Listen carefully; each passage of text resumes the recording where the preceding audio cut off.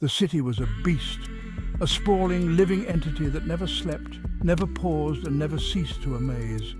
It was a place where dreams were born and sometimes shattered, where every street had a story and every corner held a secret. A concrete jungle pulsing with life. People moved like rivers, flowing through the streets, each on their own journey, each with their own purpose. The city was alive with the sounds of footsteps, conversations, and the ever-present hum of technology. Skyscrapers clawed at the sky, casting long shadows that stretched towards the small park where Emily sat.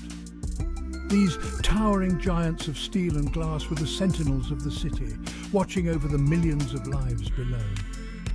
They stood as symbols of human ambition and the relentless pursuit of progress.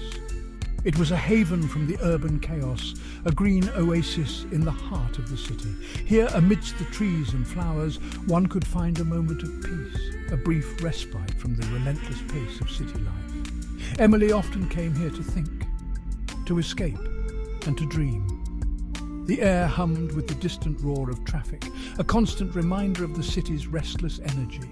The sounds of honking horns, the murmur of voices, and the occasional siren blended into a symphony of urban life. It was a reminder that, even in moments of tranquility, the city never truly slept. I've always been drawn to the city's energy. A former Marine, I'm no stranger to chaos. The city is a different kind of battlefield, a place where the fight never truly ends. Years of service have honed my senses, making me hyper-aware of my surroundings. Even in the park's peaceful embrace, a part of me remains vigilant, always watching. I find solace in the park's tranquility. Surrounded by the rustling leaves and birdsong, I can lose myself in the pages of my book. My world is one of words and imagination, a stark contrast to the harsh realities of the city that surrounds me. Oblivious to the world, I'm engrossed in my book, my mind a million miles away. A shadow fell across Emily's book, breaking her concentration.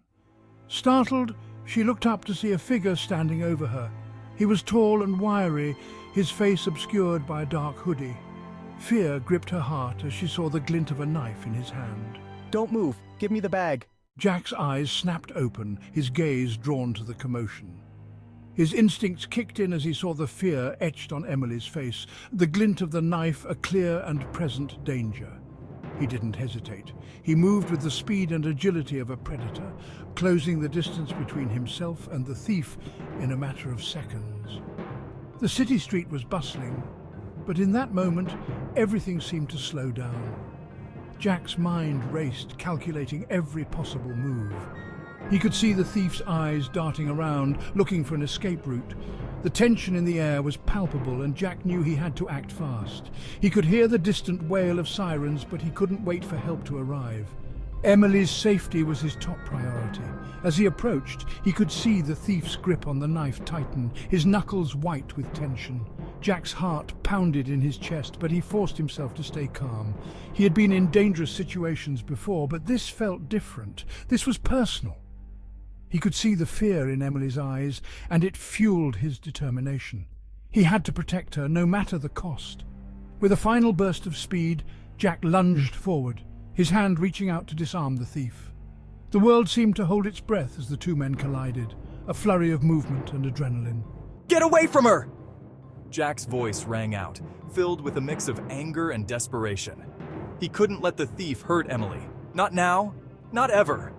The chase was on, and Jack was determined to end it. Emily watched in awe as Jack, with lightning-fast reflexes, disarmed the thief. The bustling city around them seemed to blur into the background, the noise fading as her focus zeroed in on the unfolding scene.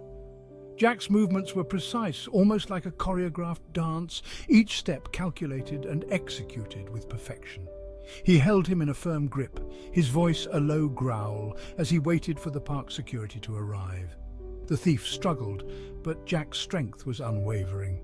The tension in the air was palpable, and onlookers began to gather, whispering among themselves about the unexpected hero in their midst. The police took the thief away, and Jack returned Emily's bag. The officers nodded in appreciation, recognizing the courage it took to intervene in such a dangerous situation.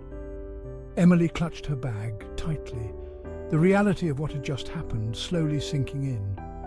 Her hands trembled as she thanked him, her voice choked with emotion. Tears welled up in her eyes, a mix of relief and gratitude. She had never experienced such a close call before, and the thought of what could have happened if Jack hadn't been there was overwhelming. You saved me. Those 3 simple words carried the weight of her gratitude, her voice barely above a whisper as she tried to convey the depth of her feelings. She whispered, her eyes filled with gratitude. Jack smiled softly, a humble nod acknowledging her thanks. He didn't see himself as a hero, just someone who did what needed to be done. But to Emily, he was more than that. He was a beacon of hope in a moment of chaos, a reminder that there are still good people willing to stand up and protect others. As they parted ways, Emily knew she would never forget this day, or the man who had stepped in to save her.